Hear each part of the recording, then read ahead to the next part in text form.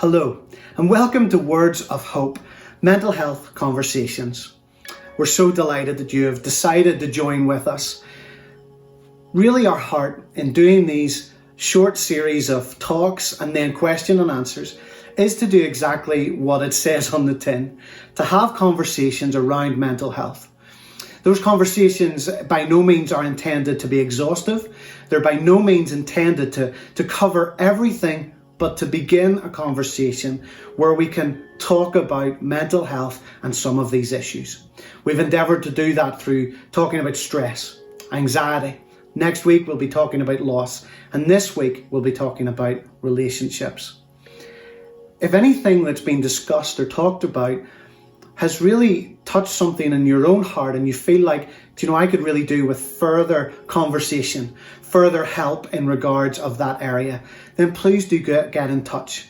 We'd love to signpost you to the relevant people who will be able to give you the help that you need.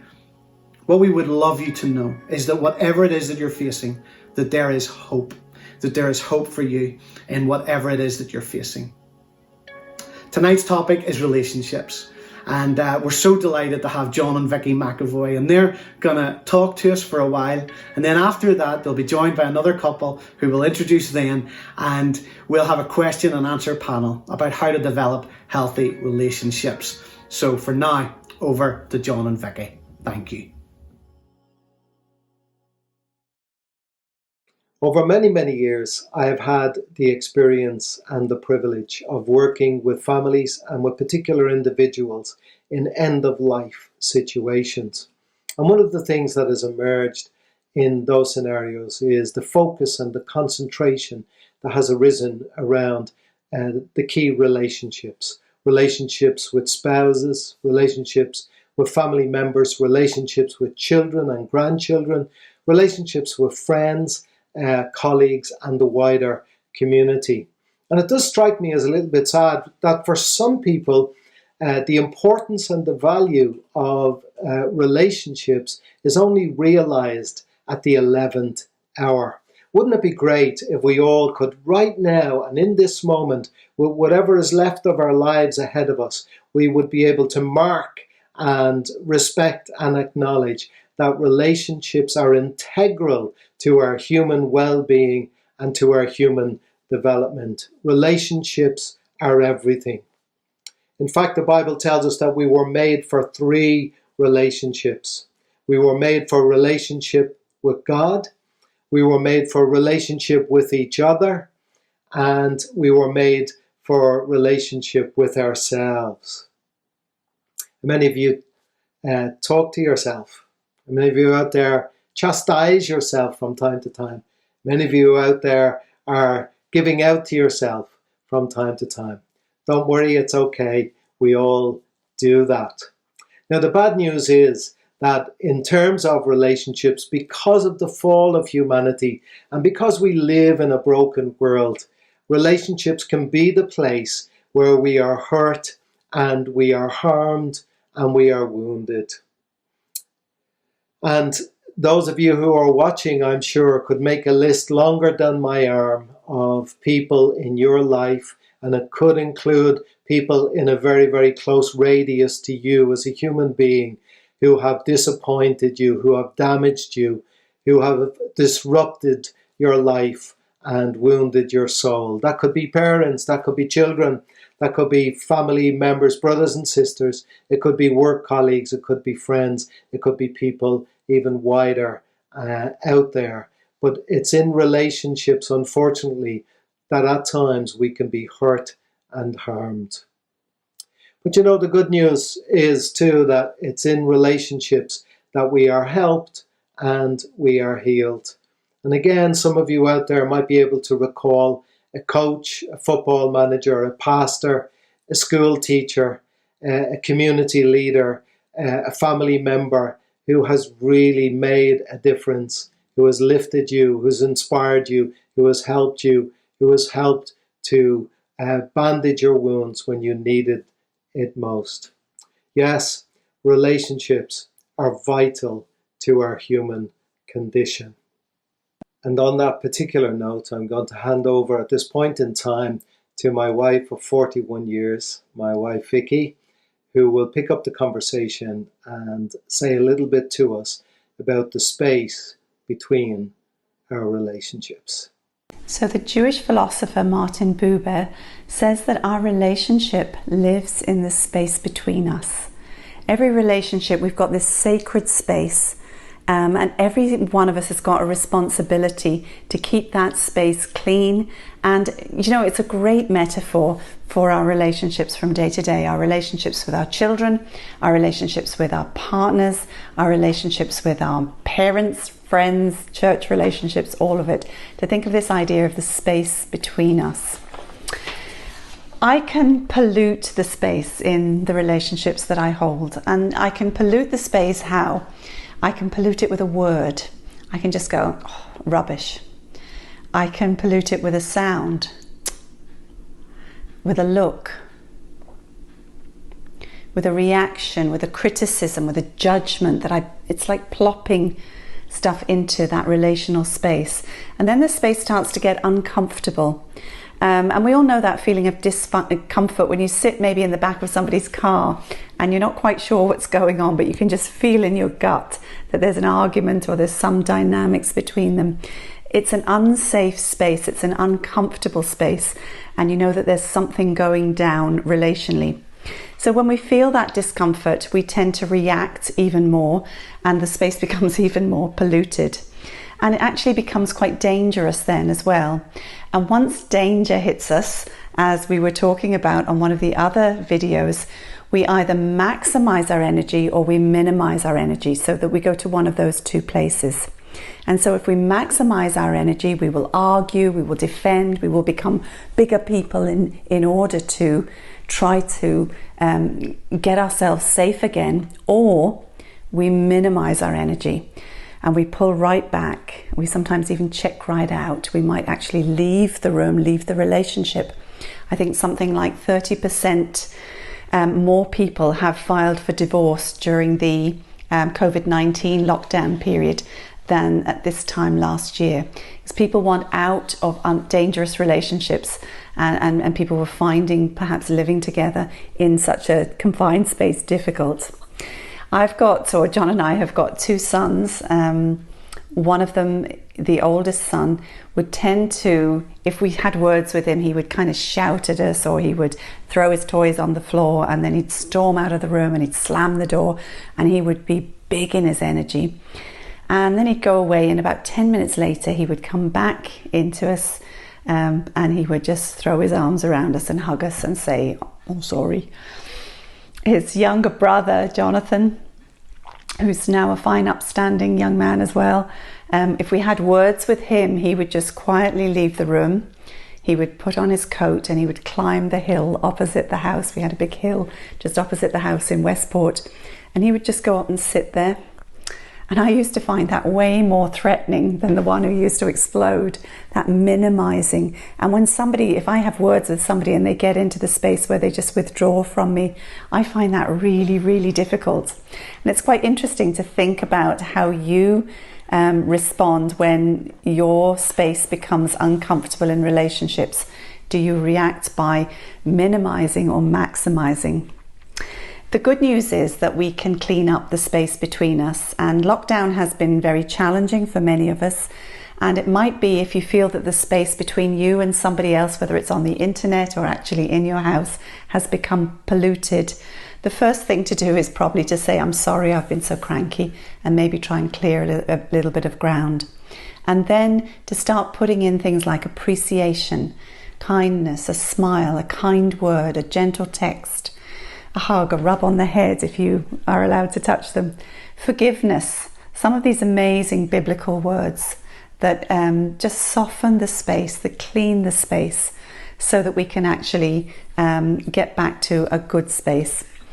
In couple counselling, we say an appreciation a day keeps the couple therapist at bay.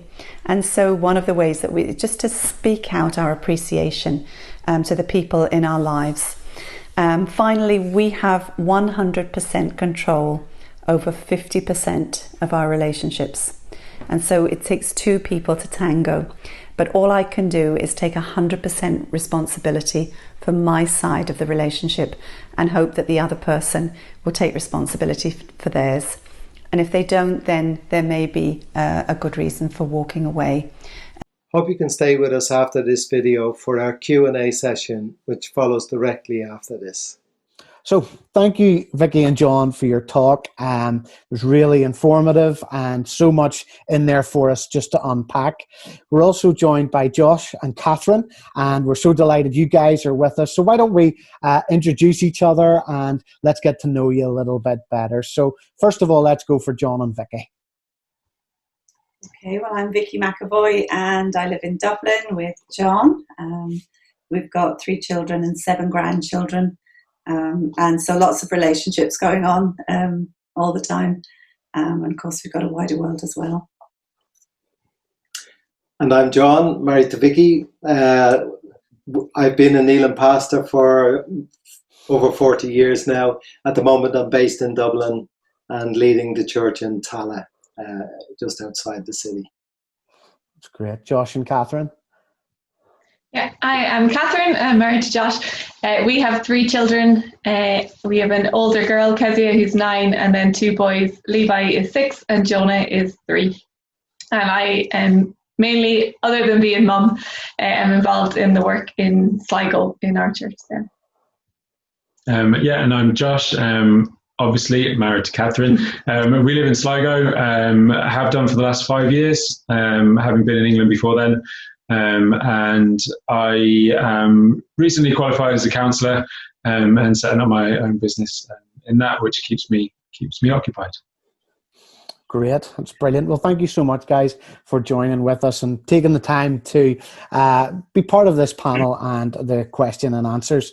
So tonight, what we're looking at is relationships, and not just romantic relationships, but relationships in general, and how to develop and maintain really good, healthy relationships with each other.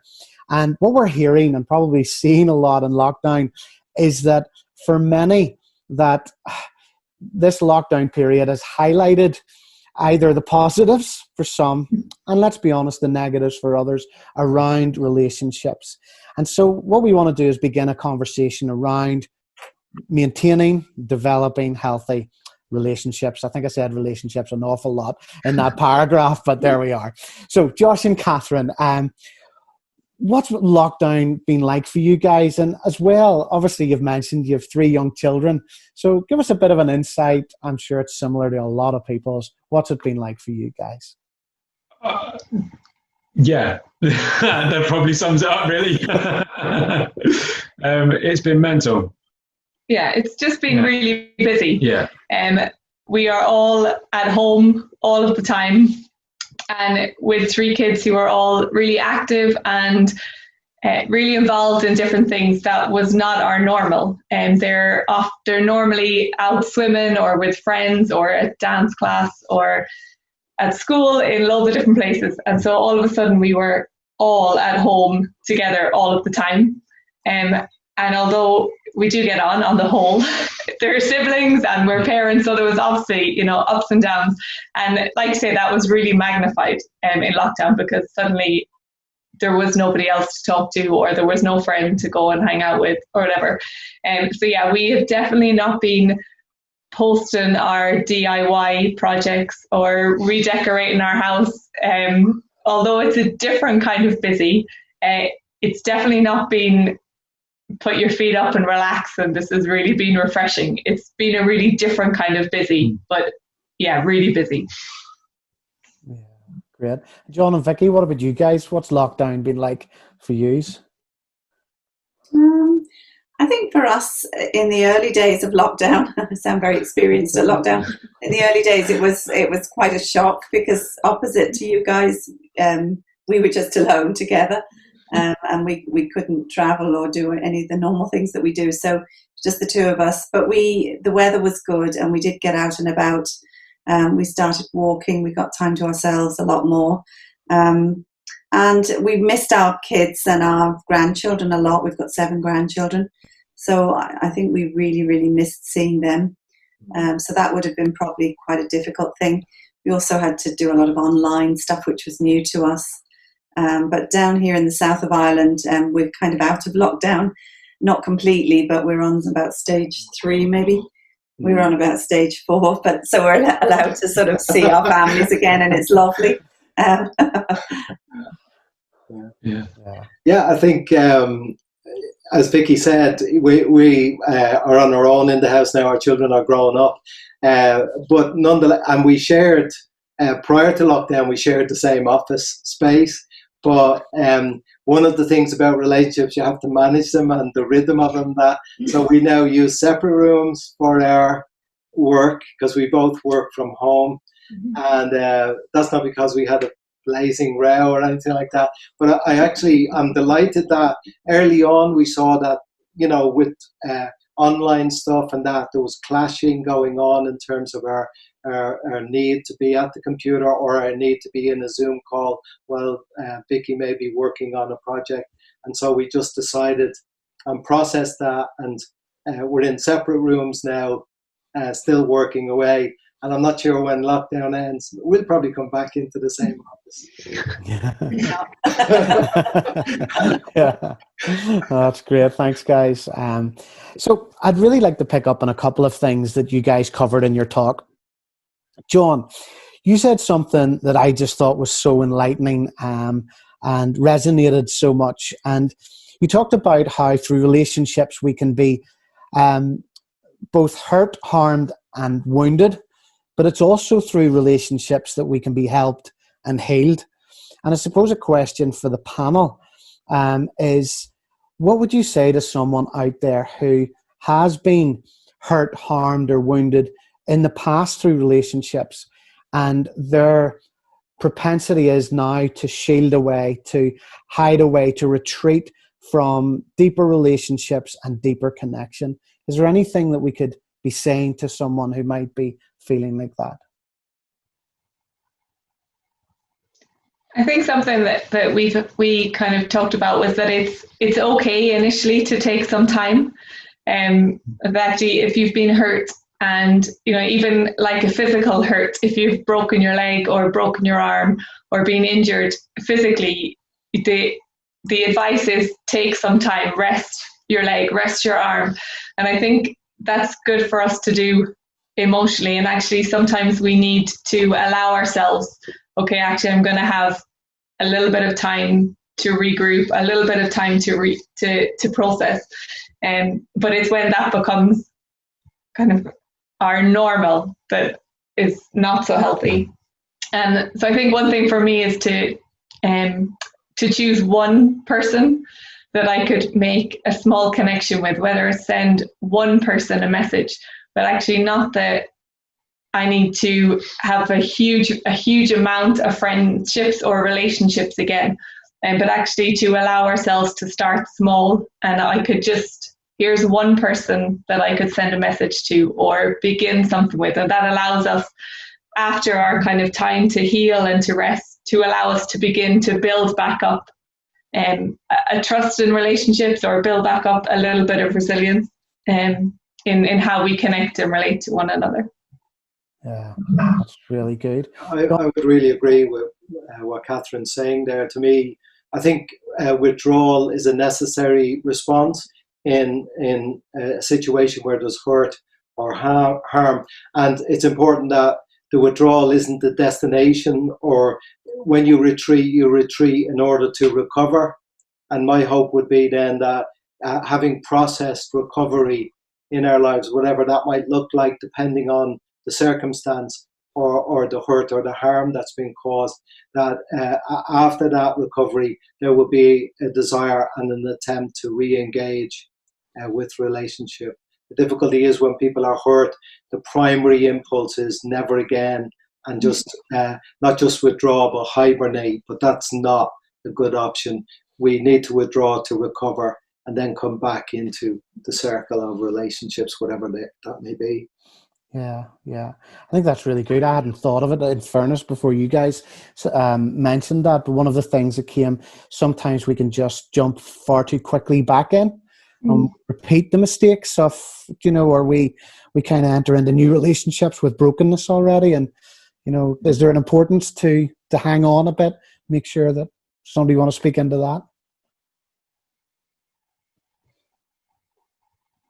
Yeah, I think there is. I think often we have this with I mentor a lot of young girls, and I think I talk about this a lot with them after they've broken up with a boyfriend, that their initial, although they might not vocalize this or fully register, but their initial thought is to get another boyfriend, because that's somebody else who will just, they've just been broken by somebody and they've just been hurt, and who they are has been put down. And so your initial kind of reaction to that is, well, I'll find someone else who thinks I'm beautiful or who tells me I'm lovely. And so, like you said, we kind of just repeat the cycle of being hurt. And actually one of the things that, that I tell them is actually just take, for some of them it's a week, just, take a week off having a boyfriend. For others, you can advise them a little bit longer because they're that bit more mature. But just to advise them, actually, it's good to have this period. It's good to have this time where you just regroup, and actually your value then doesn't come from them, but you find it for yourself again. Brilliant stuff, guys. Thank you. So continuing on with the talk, Vicky, you spoke about the space between, and I think that's a really helpful way to help us view relationships. So if after listening, and I want to put this to Josh, maybe, if after having listened to the talk, someone recognizes that there are some relationships that they have that the space between is polluted, what sort of steps or what could they do to change that? I think one of the big things that we were kind of just talking about after watching that is that there's kind of two primary kind of argument styles. You'll have a maximizer and you'll have a minimizer, or you'll have a rhino and a hedgehog, or whatever analogy you want to put in it. So you'll have someone who is really kind of vocal and really loud and expressive in the way that they argue. That's the bull kind of just charging in there and wrecking the place. Or you'll have the hedgehog who becomes really withdrawn and really quiet, but actually they're still quite sharp and prickly if you get too close. And so in being able to recognize that in ourselves, can really help, not just necessarily an argument situation, but recognize that that's how we respond to situations and things that come up. To recognize that will help us then to be mindful of what we put into the space. So whether it is that it's an argument and we're opposite, like I'm a minimizer, Catherine's a maximizer. So we have to be careful in that when we have a bit of a disagreement that actually, I'm likely to kind of not say anything, whereas Catherine's ready to have a full-on kind of, well, let's row this out now. Whereas actually we kind of come to this agreement together that we both need a bit of space so that Catherine can calm down, I can process it myself so that we can then talk about it. And it's all linked to, the way that our body functions and works and stuff like that. Like scientifically, like it just takes a few minutes for our body just to regulate, to be able to then talk about things rationally rather than letting our emotions get the better of us, rather than being able to rein it in just a little bit. Yeah. One of the things that Vicky talked about, which I thought was brilliant, was like putting some positive things into that space. I think one of the things that really struck me was affirmation. And so in our house, we talk a lot about like a culture of affirmation or encouragement, so that, I don't want to answer the question I'm about to ask, but but how would we create cultures? Because not everybody grows up being used to say positive things about each other. Certainly up where I'm from in Belfast, it's banter, sarcasm. Oh, we'll love you if we're ripping you to pieces, that kind of thing. How in our relationships do we build, Josh, a culture of affirmation and encouragement? Have you any thoughts around that? Yeah, that's really hard, especially when the culture is all about that kind of sarcastic kind of you rib each other, and that's kind of like the laddish kind of like the way that it is. I think one of the things for my journey anyway personally is to try and see the positive things first. and something that I really have grown into in like even in myself, the work that I do, in my kids, and just the relationships that I have when we're doing it, especially when it's task oriented anyway, and seeing the positives in that before then going on to the criticism or the construction kind of side of things. And I think it's really helpful just to try and think in that kind of terms, like what's the good in this, and what's the good in the relationship, and speaking into that and speaking life into that. And we talk about that a lot in our family as well, about trying to speak positively rather than always going on to the negative side of things. Yeah. So as we consider that really, and we widen that out a wee bit, John and Vicky, forgive me for saying this, but you've done the miles with your children. They're all grown up now. They've gone off. They've got their own kids now, many of them. So you've experience of doing this not just together, but also with children. How do we keep the space between parents and children pollutant free? And if there is a bit of angst, have you any thoughts about how a parent might be able to work in that space? Mm-hmm.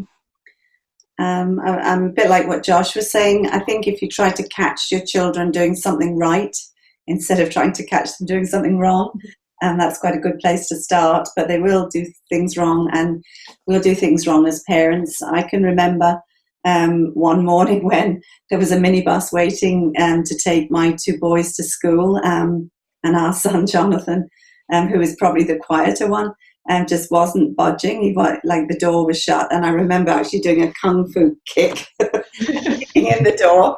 So that was not the right thing to do, and it's very, very bad.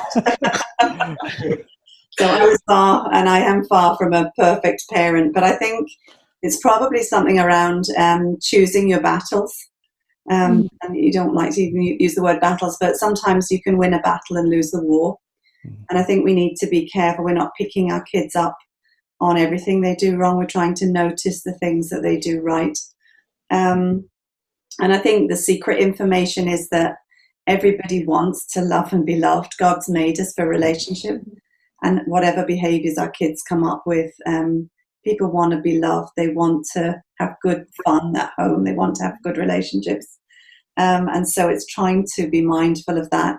And also, I think, trying to see what it's like to be them, trying to imagine, what's it like to be a 13-year-old kid living with me?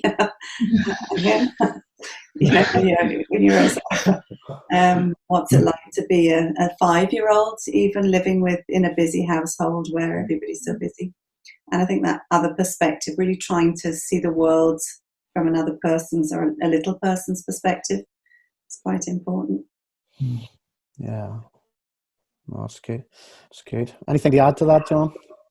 I think when relationships get messy, which they can do, I think every good relationship will have challenges to it and conflict in it. It's often a sign of life and an opportunity for us to grow as human beings. But I think one of the things that sits on my heart around conflict, or when there's a mess in a relationship, is not to try and rush in and fix it straight away, because it takes two people for the relationship to connect. And I think there needs to be in the space where there's a mess, a softness around it as well, not wanting to do a quick fix, but waiting and waiting. What springs to mind is the prodigal son, really, although that's a long time. The father didn't go chasing him down and harassing him to get connected. He waited and waited. There was a patience in the rhythm of the relationships, which eventually came good, and the mess was sorted out. I think there's a little bit of a message in that for us as well, although not with that time span in Luke 15.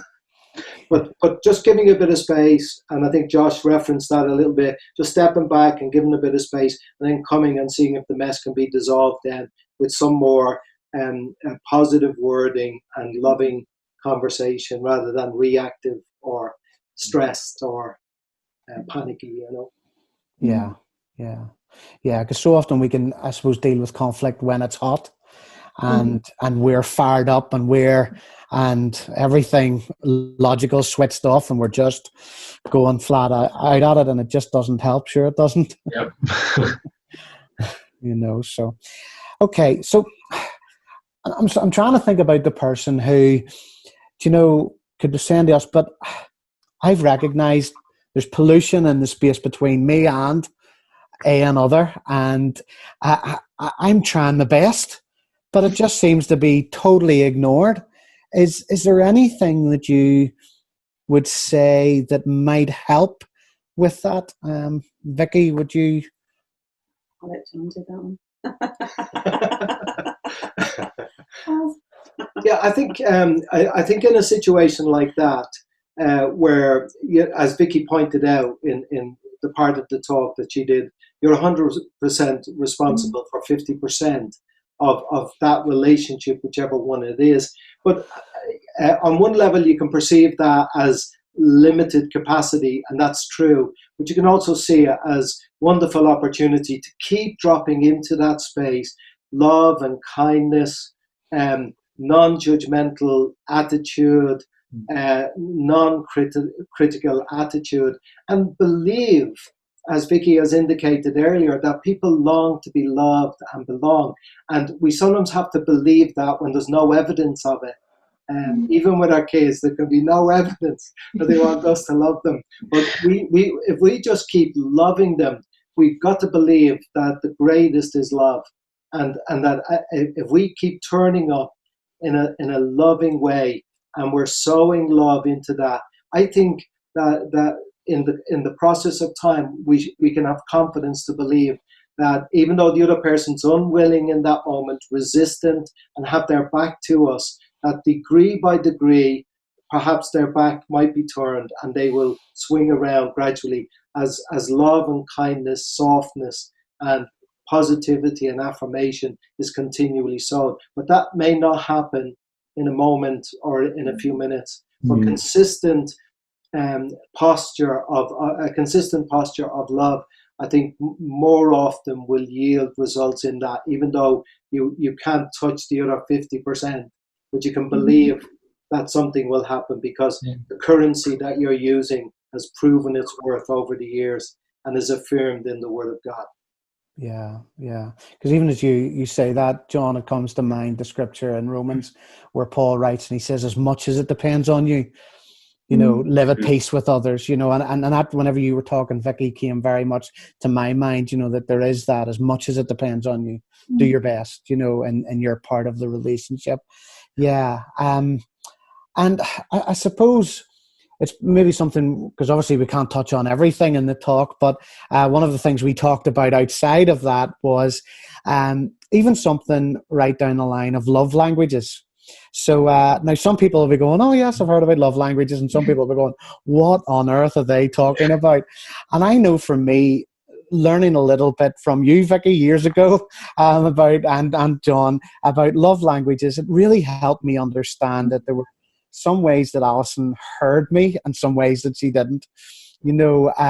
So like I remember one day and she was at work and I cleaned the whole house from top to bottom, not because I wanted it cleaned, but so that she wouldn't have to do it. It was my gift to her. And I had really moved the sofas, a proper clean, and done everything and got everything sitting. And she came in from work and I was sitting absolutely wrecked after doing all this housework, dear love me. And she didn't even notice I'd done it. And I remember just going what? And then you taught us about love languages, and clearly task isn't one of hers. So guys, tell us and the folks listening a wee bit about that, because we can be saying something in a language that somebody's not hearing. Is that fair enough? Okay, so who's going to speak into that? You guys, just to say, I've sort of learned them as, I know there's slightly different languaging of them from Gary Chapman, who is the author of 5 Love Languages, and his website is 5lovelanguages.com, I think. But talk, time, touch, treasures, and tasks are the 5. So the idea is that for some people, talk is their language of love, that they give and receive love in. And so it means that if I want John to show me that he loves me, he has to talk with me, and he has to use words of affirmation, and it's all that positive stuff. For other people, it's spending time with them. Touch might be very important for some people, and for others it might be, doesn't bother them at all, and it might actually annoy them. And then treasures is gifts and little presents. And I certainly have got friends. I remember at Bible college there was a girl who loved cards, and I remember saving up my money to buy her a little thing of Chanel No. 5, which was my favourite perfume, and giving it to her for her birthday. And she said, "Vic, where's my card?" And I was like, "I've just given you Chanel No. 5, which is a gift, but cards were to her." And so I decided after that, and I still know her 50 years later, that, I don't buy a Chanel No. 5. I just send her a card. Okay. And that's her language of love. That's what does it for her. So treasures and tasks. And John is kind of a tasks person. So like you, Alistair, John would do the dishes to show me that he loves me. Whereas I kind of think, why wouldn't he do the dishes? Because he ate off them. We were talking about that just recently, actually, before this came about, and actually being aware of how our love languages have changed and developed as well over the time that we've been together, and how actually our love language, in terms of, it's called a love language, but you could use it with any relationship as well to a certain extent. So the love language that we have towards each other is different, or my primary one is different than to the love language that I have with my friends. And it's being aware of that in ourselves and how it changes and adapts kind of over the time and that we spend together. Yeah. I just personally find that a really helpful thing. And we actually try to consider what our kids' ones are as well. And like we have 3 kids and they're just totally different one from another. One is very much spending time with you. The other loves to hear words. Our wee boy's 5. At the minute, it's very much tactile, cuddles, that kind of stuff. I'm sure that'll change at some stage. But it's trying to tap into all of those, and it's really helpful. And Vicky, you'd mentioned the website, and actually you can go on there and do a little questionnaire, and it'll help you. Even so, anybody that's really after this wants to go on and go, I wonder what mine is, you can go on, and it'll give you a bit of an idea, and it can be very helpful. Okay, as we go a wee bit, because not everybody is in relationships where they're trying to just get it better. And it's like, okay, let's tweak here and get this better. The reality is that there may be people watching right now who find themselves in quite toxic relationships. And whilst we probably don't have time at all to develop all of the details around that, and certainly it would take us so long, and it's such a sensitive thing to go in. Is there anything that we could say to somebody that finds themselves in a very difficult space right now? Is there something that we could be saying to them? Well, to me, there are some things that can be said. A couple of things that would spring to my mind is that, as you've rightly pointed out, not every relationship is on an upward curve. There are challenges in every one, but there are some relationships that are deeply, deeply difficult and disturbing and hard for some people.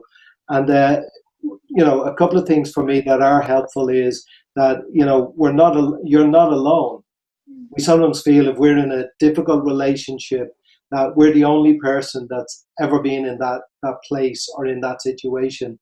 But you're not the only person who's been in there. Now that's a small cover. But the next thing I would say is that I would advise somebody to get some help. On the one hand, they're not alone in the sense that there's other people who have faced this and other people probably who are going through it. And on that basis, see if we can get some help for that situation. And maybe in a worst case scenario, you might need to get out of that situation. But I think if you get some help, or a person in that situation gets some help, they will be able to make better decisions as to what choices they have and the range of choices that they have to be safe and to come into a better place. So that's what I would say, just in the short space here. Yeah, thank you. Is there anything anybody wants to add to that? I think it's just a reminder that you're not on your own. I think that's hugely powerful. Is, you know, whether it's someone else facing the situation or someone to be a listening ear or a help, and just to know that you're not the only person and that you're not alone. I think when we hear it and we kind of choose to believe that actually it can be really empowering to make changes in the circumstances that we find ourselves in. Yeah. No, thanks, guys. Thank you. And really, for anybody that is watching, and again, reach out, get some help. If you need to connect with us, please do that. You can private message us. You can get in touch with us through the websites or anything like that. Get in touch and we will get back to you. Okay. So, final question for you guys. And it's really, what difference, we've talked a lot about the practical end of things tonight, but I really wanted to finish with this. So what difference does having God in the mix of your relationship make? And is there any advice that you would give to people about how to make God an integral part of your relationships? So let's go for Josh and Catherine first, if that's okay. Yeah, I think it's hugely central. You know, lockdown is a lot easier when you know you're not on it by yourself and not just, you know, locked in with your family, but actually there is a God there who wants to come and to help you and to give you strength and to get through all the uncertainties and the unknowns. And I think managing or flourishing in our relationship with each other and with our kids means that actually for us, we acknowledge that we need some help from someone who's much more wise than us. And even just the ability to know that you can pray for your kids and actually there's wisdom to be had if we allow God to help us and to kind of direct us. And one of the things for me, one of our children needs a lot more extra care in terms of managing emotional processing of things, and just being able to kind of pray about them and how to manage that for me has been really helpful, and knowing that that's not a journey as the parent that I have to face by myself.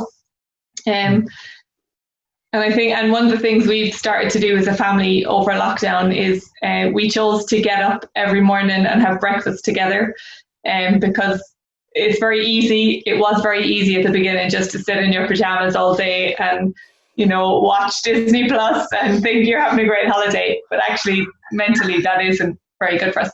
And so we decided that we would get up for 8 o'clock and everyone needed to be at the breakfast table at 8, and we would sit and eat breakfast together. And one of the things that we constructed was a declaration that just says, you know, today God is going to be with us, and today God has got an adventure for us to go on, and we might not leave our house, but today can be a really powerful day if we allow God to be involved and if we allow Him to be in our relationships. And so every morning we just sit around our table and read out our declaration together as a family, and just really wanting to instill some of those truths in our kids. And, you know, hopefully it'll carry on after this season, but, you know, we'll just live at this one at the minute. But that's been really helpful for us, just to show the kids actually that for us as a family, we want God to be a really part of this season, and He's not just there when everything's lovely, but actually He's with us when things are more tricky. And yeah, just a real sustenance to know that He is there. Yeah, it's great. Yeah. And I think as well, just in general in our relationship, you know, like just talking about the adventure that we're on, and at the minute the adventure is different, but for us as a family and as a couple, like the adventure that we've been on because we've been following God and know that it's Him that we're following. I certainly wouldn't be living on the west coast of the Republic of Ireland if God wasn't in our relationship, and bringing us even together and then directing us like on this part of the journey.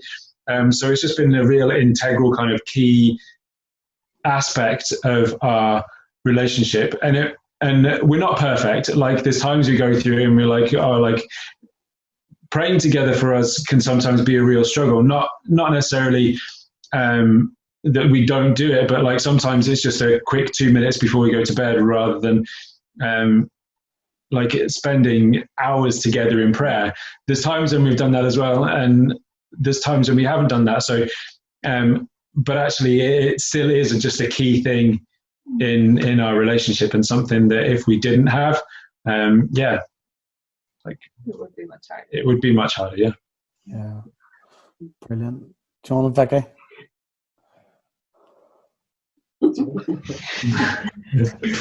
For me, I think having God, I don't know what I would do without God in my life, but I sort of feel that God is just the kindness of God to us, that whatever we do and however much we mess up in our relationships with ourselves, our relationships with Him, our relationships with each other, He's a kind God. And that verse, I think it's Ephesians 4, says, be kind to one another, tender-hearted, and just dwelling on it, like tender-hearted, forgiving one another as God in Christ forgave you.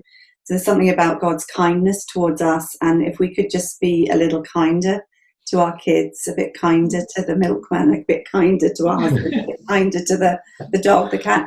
You know, I just think kindness and a little bit more softness would transform a lot of relationships.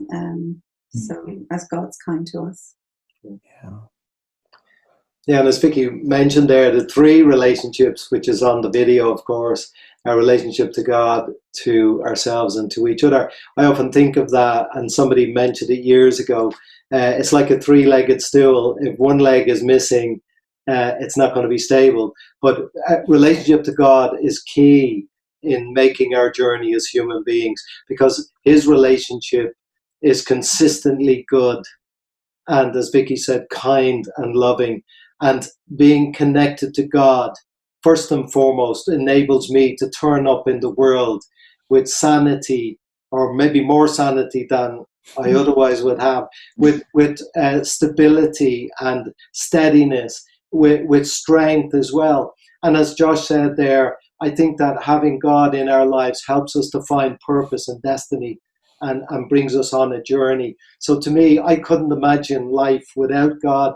And it's when we have a relationship with God, it preps us and positions us and places us in the best possible way to turn up in relationships with other people and find fulfillment in those relationships and success and blessing in them as well. So key is the relationship with God. It's first. And as Jesus said, you know, the great commandment is love the Lord your God with all your heart, soul, mind, and strength, and then your neighbor as yourself. So I would almost think there's a sequence in there too. So, brilliant, guys. Thank you so much. Honestly, I could talk all night with you guys. There's just such wisdom and insight that's just so enlightening. So thank you for spending the time. But our time is gone. And as we said, we're opening up the conversation. And hopefully we've sparked in many of you guys who are watching even a desire to try and further understand what it looks like to create a healthy relationship and develop the space between. And that's really what our heart has been. Please do remember, next week is our final week of Words of Hope mental health conversations, for the time being anyway. And next week we'll be looking at loss. So we'd love for you to join with us. But for now, thanks and God bless.